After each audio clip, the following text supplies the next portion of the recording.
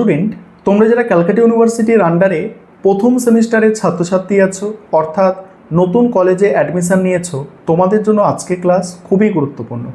আজকে ক্লাসে তোমাদের রাষ্ট্রবিজ্ঞান মাইনর সাবজেক্টের 100% কমনযোগ্য সাজেশন এবং সিলেবাস নিয়ে আলোচনা করব। তোমাদের যাদের অন্য কোনো একটা সাবজেক্টে অনার্স আছে, প্রথম সেমিস্টারে রাষ্ট্রবিজ্ঞান সাবজেক্টটা মাইনর সাবজেক্ট হিসাবে আছে, তোমাদের জন্য আজকে ক্লাস খুবই গুরুত্বপূর্ণ। ভালো করে মনোযোগ সহকারে দেখবে এবং বুঝবে। প্রথমেই তোমাদের আমি কোয়েশ্চেন প্যাটার্নটা একটু বলে দেব যে কত নম্বরের প্রশ্ন এখান থেকে তোমাদের আসে।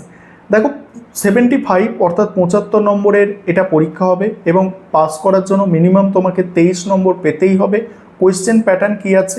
3 ধরনের প্রশ্ন আছে এখানে। 5 নম্বরের প্রশ্ন, 10 নম্বরের প্রশ্ন এবং তোমাদের আছে 20 নম্বরের প্রশ্ন। 5 নম্বরের প্রশ্ন 3টে অ্যান্সার করতে হবে, 10 নম্বরের প্রশ্ন তোমাদের অ্যান্সার করতে হবে 2টি এবং 20 নম্বরের প্রশ্নেরও 2টি অ্যান্সার করতে হবে। পেপারের নাম পলিটিক্যাল থিওরি ফান্ডামেন্টাল কনসেপ্ট, অর্থাৎ রাজনৈতিক তত্ত্ব এবং মৌলিক ধারণাসমূহ। এই হচ্ছে তোমাদের পেপারের নাম। 2টো মডিউলে তোমাদের সিলেবাস ভাগ করা আছে। আমি সম্পূর্ণ স্ক্রিন রেকর্ডের মাধ্যমে তোমাদের সাজেশান এবং সিলেবাস আলোচনা করছি, দেখে নাও। এবং তোমাদের জন্য অনলাইন কোচিং ক্লাস চলছে। তোমরা যদি কেউ আমাদের পেইড ব্যাচে অ্যাডমিশন নিতে ইচ্ছুক থাকো, অবশ্যই তোমরা যোগাযোগ করতে পারো সেক্ষেত্রে। এবারে তোমরা প্রথমে সাজেশন দেখে নাও, তারপর সিলেবাস নিয়ে আলোচনা করব। তোমাদের পেপারের নাম পলিটিক্যাল থিওরি ফান্ডামেন্টাল কনসেপ্ট এবং কোয়েশ্চেন প্যাটার্ন আগেই বলেছি। 10 নম্বর এবং 20 নম্বরের জন্য মডিউল 1 থেকে যেসব প্রশ্ন তোমরা তৈরি করবে দেখে নাও। প্রথম প্রশ্ন আছে সার্বভৌমিকতার একত্ববাদী ধারণা আলোচনা করো। দ্বিতীয় প্রশ্ন আছে রাষ্ট্র সম্পর্কিত আদর্শবাদী তত্ত্বটি সমালোচনা সহ লেখো। 3 নম্বর প্রশ্ন আছে রাষ্ট্রের ধারণাটির বিবর্তনের ওপর টিকা লেখো। 4 নম্বর ওয়েস্টফেলীয় যুগ থেকে একবিংশ শতক অবধি সার্বভৌমত্বের ধারণার বিবর্তন আলোচনা করো। 5 নম্বর প্রশ্ন আইন কাকে বলে, আইনের উৎসগুলি আলোচনা করো। 6 নম্বর প্রশ্ন মুক্তি ও সাম্যের সম্পর্ক আলোচনা করো। 7 নম্বর প্রশ্ন তুমি কি মনে করো রাজনৈতিক ধারণার কেন্দ্রে রয়েছে ক্ষমতার সমীকরণ, বিরোধ পরিচালনা উত্তরের সপক্ষে যুক্তি দাও। তারপরে 8 নম্বর প্রশ্ন হচ্ছে সার্বভৌমিকতার বহুত্ববাদী তত্ত্বটি আলোচনা করো। 9 নম্বর হচ্ছে ক্ষমতা কাকে বলে, ক্ষমতার উৎস আর ক্ষমতা কর্তৃত্বের মধ্যে সম্পর্ক। নেক্সট রাষ্ট্র ও জাতির মধ্যে পার্থক্য, বা এটা ঘুরিয়ে আসতে পারে জাতি রাষ্ট্রের মধ্যে পার্থক্য, এটাও আসতে পারে। মডিউল 2 থেকে দেখো, মডিউল 2 থেকে বড় প্রশ্ন হচ্ছে মার্ক্সের স্বাধীনতার ধারণা। স্বাধীনতা কাকে বলে, স্বাধীনতার বিভিন্ন প্রকারগুলি বর্ণনা করো বা প্রকারভেদ। ডেভিড হেল্ডের গণতন্ত্রের শ্রেণীবিভাগ বা ডেভিড হেল্ডকে অনুসরণ করে গণতন্ত্রের প্রকারভেদ। তারপরে রাজনৈতিক আনুগত্য সম্পর্কিত বার্কারের ধারণাটি লেখো। নেক্সট কর্তৃত্ববাদের অর্থ ও বৈশিষ্ট্য আলোচনা করো। তারপরে আছে টি.এইচ. মার্শাল কীভাবে নাগরিকত্বের সংজ্ঞা দিয়েছেন, জাতীয় নাগরিকতার ধারণাটি ব্যাখ্যা করো।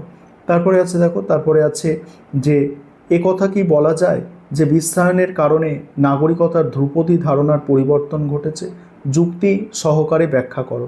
নেক্সট জন রলসের ন্যায় বিচারের তত্ত্বটি আলোচনা করো। নাগরিকতার উদারবাদী তত্ত্বটি সমালোচনা সহ লেখো। তারপরে অধিকার সংজ্ঞা এবং অধিকারের বিভিন্ন তত্ত্ব আলোচনা করো। 5 নম্বরের প্রশ্নের সাজেশন নিয়ে আলোচনা করব। তার আগে একটা বিষয় তোমাদের বলার আছে, তোমাদের জন্য অনলাইন কোচিং ক্লাস চলছে। তোমরা যদি কেউ পেড ব্যাচে অ্যাডমিশন নিতে ইচ্ছুক থাকো বা আমাদের থেকে স্টাডি মেটেরিয়াল অর্থাৎ পিডিএফ নোটস কিনতে চাও, তাহলে তোমরা স্ক্রিনে দেওয়া নম্বরে যোগাযোগ করতে পারো। এবারে 5 নম্বরের প্রশ্ন দেখে নাও কোনগুলো তৈরি করবে। প্রথম প্রশ্ন ক্ষমতা বা ক্ষমতা কর্তৃত্বের সম্পর্ক বা কর্তৃত্ব ক্ষমতার সম্পর্ক। তারপরে উদারনৈতিক রাষ্ট্র, আইনের উৎস, ওয়েবারের কর্তৃত্বের ধারণা, রাজনীতির ধারণা, রাষ্ট্র ও জাতির মধ্যে পার্থক্য, সার্বভৌমিকতার বহুত্ববাদী ধারণা, বিকাশমুখী রাষ্ট্র, রাজনীতির আধুনিক অর্থ। মডিউল 2 থেকে আছে প্রতিরোধের অধিকার, নাগরিকতার উদারবাদী তত্ত্ব, প্রতিনিধিত্বমূলক গণতন্ত্রের ধারণা, তারপরে অজ্ঞানতার পর্দা সম্পর্কে রলস, অধিকারের আইনি তত্ত্ব, নাগরিক জীবনে অধিকারের গুরুত্ব এবং ধ্রুপদী গণতন্ত্রের বৈশিষ্ট্য। তারপরে হচ্ছে রাজনৈতিক বাধ্যবাধকতা, স্বাধীনতার ধারণা। এই হচ্ছে সাজেশান এবং সিলেবাস। দেখো তোমাদের সিলেবাসের নাম তোমাদের হচ্ছে পলিটিক্যাল থিওরি ফান্ডামেন্টাল কনসেপ্ট, যেটাকে বাংলা করলে হয় রাজনৈতিক তত্ত্বের মৌলিক ধারণাসমূহ। এবং মডিউল 1 থেকে যে সিলেবাসটা আছে দেখতে পাচ্ছ তোমরা, মডিউল 1 এবং তারপরেই তোমাদের আছে মডিউল 2। এই হচ্ছে তোমাদের সাজেশান এবং সম্পূর্ণ সিলেবাসের আলোচনা।